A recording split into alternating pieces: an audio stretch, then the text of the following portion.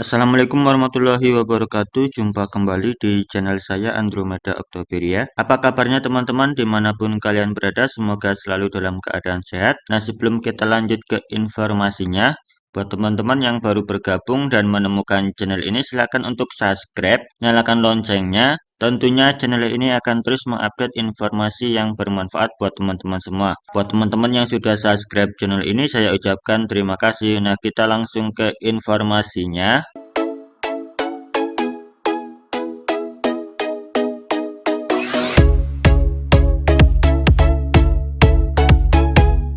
Bismillahirrahmanirrahim. Assalamualaikum warahmatullahi wabarakatuh. Selamat pagi, salam sehat, salam sejahtera untuk kita semua. Om Swastiastu, Namo Buddhaya, salam kebajikan.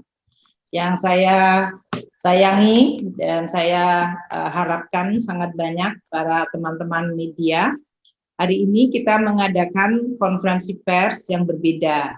Karena dengan perkembangan yang terjadi, yaitu dengan akan dilaksanakannya kebijakan PPKM darurat, kami menerima banyak sekali pertanyaan yang berhubungan dengan bagaimana kesiapan dan respons APBN di dalam menyikapi dan mendukung pelaksanaan PPKM darurat yang tujuannya adalah untuk pengendalian menjalar dan meningkatnya kasus COVID di Indonesia. Maka pada pagi hari ini saya dengan seluruh jajaran kementerian, Pak Wamen dan seluruh jajaran Kementerian Keuangan ingin mengadakan langsung bertemu dengan teman-teman media sehingga nanti bisa mendapatkan informasi langsung dari kami mengenai bagaimana APBN merespons kondisi dan keadaan yang terus berjalan. Kita juga melihat bahwa memang situasi selalu tidak bisa dipastikan. Waktu kemarin kita mengharapkan COVID bisa berjalan atau bisa dikendalikan sehingga momentum perekonomian juga bisa berjalan secara cepat. Namun munculnya varian Delta ini menimbulkan dinamika yang berbeda dan ini terjadi di seluruh dunia. Bahkan negara-negara yang sudah sekarang memiliki vaksinasi yang cukup pun mereka dalam situasi kewaspadaan karena munculnya varian baru yang menular secara sangat cepat. Mari kita lihat program di dalam rangka untuk mengantisipasi pelaksanaan PPKM darurat ini. APBN kita melindungi dan ikut merespons untuk bisa dilakukan. Pertama, bantuan sosial tunai kita diperpanjang 2 bulan, terutama untuk meringankan masyarakat yang terdampak pelaksanaan PPKM darurat. Seperti diketahui, BST ini adalah untuk 10 juta masyarakat yang tidak mampu, keluarga miskin, dan kriterianya adalah mereka yang belum menerima program PKH dan kartu sembako. Tentu juga kriterianya mereka yang memiliki NIK, kartu keluarga, dan untuk hal ini telepon untuk bisa dihubungi. BST selama ini sudah diberikan untuk 9,6 juta KPM dengan anggaran 11,94 triliun, yaitu untuk penyaluran Januari hingga April, dan itu dilakukan setiap bulannya dengan indeks 300.000 per kelompok penerima per bulan. Nah, untuk perpanjangan 2 bulan ini kita harapkan akan dibayarkan pada bulan Juli dan nanti Agustus. Targetnya 10 juta KPM di 34 provinsi. Perpanjangan BST 2 bulan ini akan membutuhkan anggaran 6,1 triliun. Catatannya tentu kita akan menggunakan data kelompok penerima dari penyaluran bulan Januari sampai April yang lalu, yang realisasinya dari 10 juta itu baru 9,6 juta. Nanti kalau datanya sudah dipenuhi hingga 10 juta, anggarannya disediakan untuk 10 juta, yaitu 6,1. Sehingga untuk BST ini total alokasinya adalah mencapai 18,04 triliun dari yang Januari April plus 2 bulan yang sekarang kita akan berikan. Kemudian untuk stimulus program ketenaga listrikan, yaitu untuk masyarakat yang pelanggan 450 VA dan 900 VA. Pada awal APBN kita ini dulu 2021 sebetulnya hanya ditujukan untuk satu kuartal saja, yaitu kuartal 1 dengan diskon yang sama dengan tahun 2020, yaitu 450 VA diberikan diskon 100%, artinya dibebaskan, sedangkan yang 950 diberikan diskon 50%. Kemudian diperpanjang sampai Q2 dengan diskon menurun ke 50 untuk 450% untuk 450 VA, dan yang untuk diskon 900 turun ke 25%. Nah, kami dengan adanya PPKM ini akan memperpanjang lagi diskon 50% untuk 450 VA dan 900 VA dengan 25% sampai dengan kuartal ketiga. Jadi durasinya diperpanjang 3 bulan, 6 bulan, dan sekarang 9 bulan sampai dengan September. Mereka yang akan menerima adalah 32,6 juta pelanggan yang selama ini merupakan pelanggan untuk 450 VA dan 900 VA. Untuk itu akan dibutuhkan tambahan dana di dalam rangka mengcover sampai dengan September sebesar 1,91 triliun dan alokasi untuk semester 1 yang sudah dibayarkan untuk sampai dengan Juni kemarin 5,67 triliun. Jadi untuk total diskon listrik membantu masyarakat terutama yang kelompok menengah bawah ini adalah sebesar 7,58 triliun. Kemudian kami juga masih akan memberikan bantuan untuk mengcover rekening minimum dan biaya beban abonemen dari listrik. Ini terutama untuk kelompok usaha. Untuk sasarannya 1,14 juta pelanggan.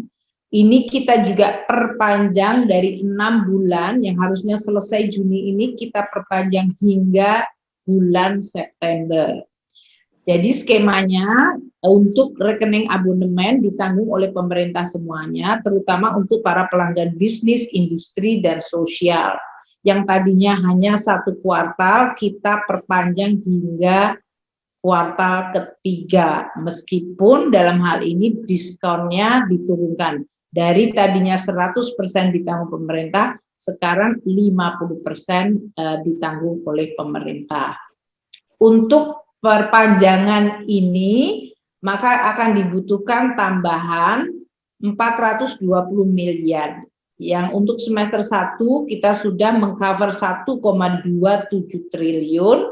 Sekarang untuk perpanjangan hingga kuartal ketiga adalah 420 miliar sehingga total industri dan sosial dalam biaya abonemen adalah sebesar 1,69 triliun. Yang ketiga kita mempercepat penyaluran BLT desa.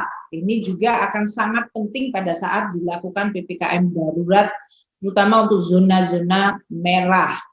Dana desa kita untuk tahun anggaran 2021 yang sebesar 72 triliun diprioritaskan untuk memberikan BLT desa dan untuk penanganan COVID-19.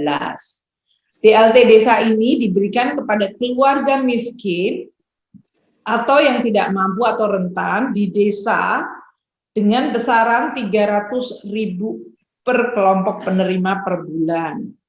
Sehingga akan diperkirakan penerimanya 8 juta kelompok penerima dengan anggaran sebesar 28,8 triliun.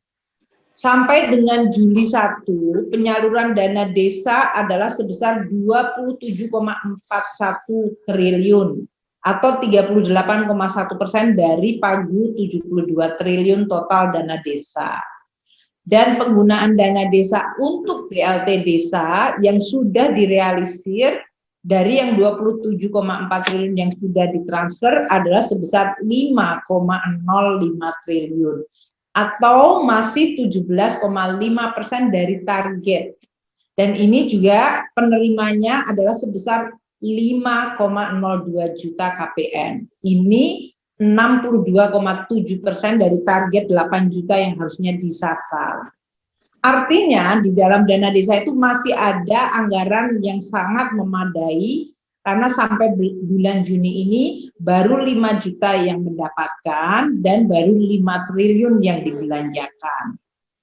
Kelompok keluarga penerima manfaat atau KPM yang dari BLT desa ini yang 5,02 juta mayoritas adalah petani dan buruh tani yaitu 2,46 juta atau 49,2%-nya. Kemudian kelompok kedua adalah kelompok pedagang dan pengusaha UMKM, ada 216.000 atau 4,32%. Kemudian kelompok ketiga nelayan dan buruh nelayan 165.053.000 atau 3,31%. Kemudian buruh pabrik sebanyak 96,99 ribu atau 1,94%. Dan kelompok selanjutnya adalah guru, ada 9.038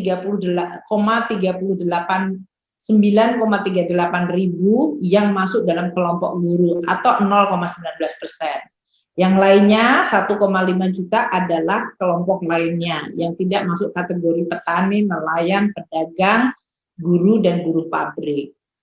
Nah, untuk kita bisa mengakselerasi, kami dengan Menteri Desa kemarin juga sudah terus berkoordinasi dan mengintensifkan agar dana desa ini betul-betul bisa segera diterima sebagai bantuan sosial. Sehingga kita akan makin menegaskan nanti bahwa dana desa tahun 2021 diprioritaskan untuk BLT. Terutama dalam kondisi COVID ini.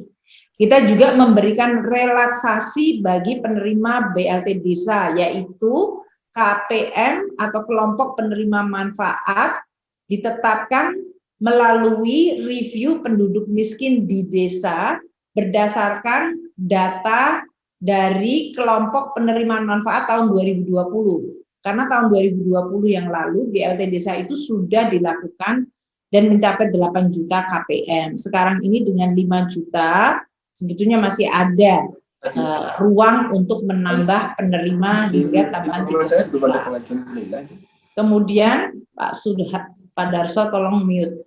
Kemudian BLT desa juga bisa dibayarkan secara rapel, triwulanan, dan kebijakan baru ini kita akan sampaikan di bulan Juli ini, sehingga dalam pelaksanaan PPKM darurat masyarakat bisa mendapatkan terutama di desa tadi yang kelompok petani, pedagang, buruh, nelayan, dan juga guru bisa mendapatkan bantuan yang tepat waktu pada bulan Juli ini. Kemudian kita juga dengan adanya PPKM darurat, penyaluran PKH dan kartu sembako akan dipercepat. PKH ini biasanya kan dibayarkan bisa per bulan, bisa per kuartal. Untuk tahun 2021 anggarannya 28,31 triliun. Targetnya itu 10 juta kelompok penerima. Dan realisasi sampai dengan Q2 adalah 13,96 triliun. Namun kalau kita lihat di kuartal 1 penerimanya 9,67 KPM. Jadi di bawah dari target 10 juta KPM. Dan kuartal kedua bisa naik lagi menjadi 9,9 juta KPM dengan realisasi pencairan 7,13 triliun. Kuartal 1 tadi adalah 6,83 triliun, di kuartal kedua 7,13 triliun karena jumlah penerimanya naik dari 9,67 ke 9,9 juta. Kita berharap bisa mencapai target komplit 10 juta KPM. Indeksnya per keluarga berbeda-beda tergantung dari komposisi keluarganya. Kalau keluarganya ada ibu hamil, ada anak usia dini, maka dia mendapatkan 3 juta. Untuk yang memiliki anak SD, maka dia dapat dukungan 900.000. Kalau anaknya sudah di SMP, dapat 1,5 juta. Untuk SMP, SMA 2 juta. Dan untuk yang memiliki anggota keluarga disable atau lansia, mereka mendapatkan 2,4 juta. Jadi itu per tahun. Itu adalah tergantung dari komposisi keluarga PKM-nya, KPM-nya. Penyalurannya per kuartal. Nah, dengan adanya PPKM darurat, mestinya kuartal ketiga ini kita akan mempercepat penyalurannya di triwulan ketiga ini pada bulan Juli. Sehingga KPM akan mendapatkan 3 bulan sekaligus di bulan Juli ini dan diharapkan akan memperkuat daya tahan sosial dari para keluarga PKH. Di atas ini, keluarga PKH juga mendapatkan penyaluran kartu sembako. Kita semua tahu kartu sembako itu anggarannya adalah sebesar 42,37 triliun. Sampai dengan Juni ini realisasinya 17,75 triliun. Dan sampai dengan bulan Juni ini sebetulnya target kita untuk 42,37 triliun itu untuk 18,8 juta KPM atau kelompok penerima. Kita melihat sampai dengan bulan Juni belum tercapai target di 18,8 juta. Itu Kementerian Sosial masih terus memperbaiki datanya untuk bisa mendapatkan target sampai 18,8 juta. Jadi realisasinya selama ini masih di 15,9 juta. Jadi masih ada ruangan hampir 3 juta kelompok penerima yang bisa diberikan kartu sembako sebesar 200.000 per bulan. Pembayaran selama ini diberikan secara bulanan. Nah, pada saat PPKM darurat ini kita meminta kepada Kementerian Sosial untuk segera mencapai 18,8. Jadi masih ada tambahan 3 juta yang bisa ditambahkan sesuai dengan alokasi anggaran yang ada. Dan juga diminta untuk dilakukan percepatan penyaluran yang kemarin sudah ada rapat dengan Bapak Menko PMK Pak Muhajir, Menko Perekonomian dan Menko Pak Luhut, semuanya melakukan koordinasi agar percepatan pembayaran bansos baik itu PKH dan kartu sembako bisa dilakukan. Karena anggarannya sudah tersedia, targetnya mungkin masih di bawah yang ditargetkan di APBN, dan oleh karena itu ruangan target yang belum tercapai itu bisa diakselerasi agar bisa membantu masyarakat dalam situasi PPKM darurat ini. Respon dari APBN lain untuk merespon PPKM darurat adalah menambah target penerima bantuan produktif untuk usaha kecil untuk 3 juta penerima baru.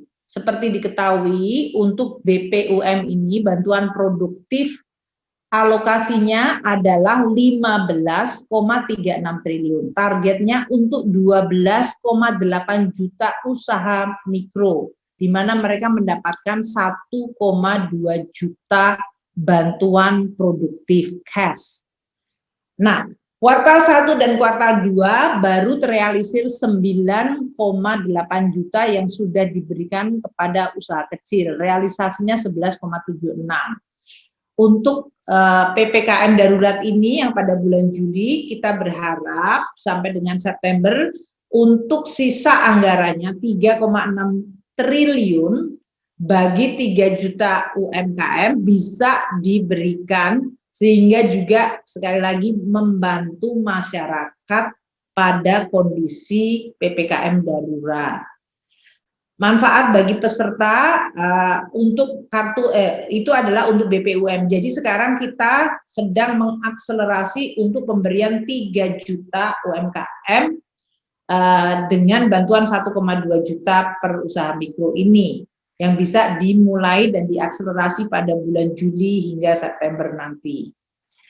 Program lain untuk mendukung masyarakat adalah program prakerja. Seperti diketahui bahwa untuk program prakerja ini, penerima manfaat mendapatkan manfaat pelatihan yang nilainya 1 juta, dan dia juga mendapatkan cash sebesar 2,4 juta, yaitu 600.000 per bulan untuk 4 bulan.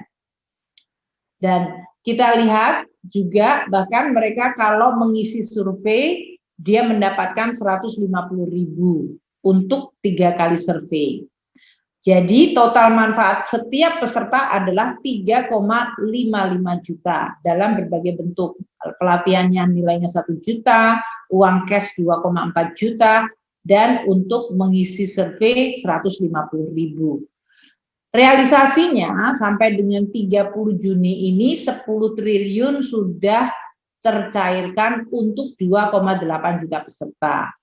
Semester 2 dan berkaitan juga dengan PPKM Mikro, kita berharap akan bisa tersalurkan 10 triliun lagi untuk 2,8 juta peserta.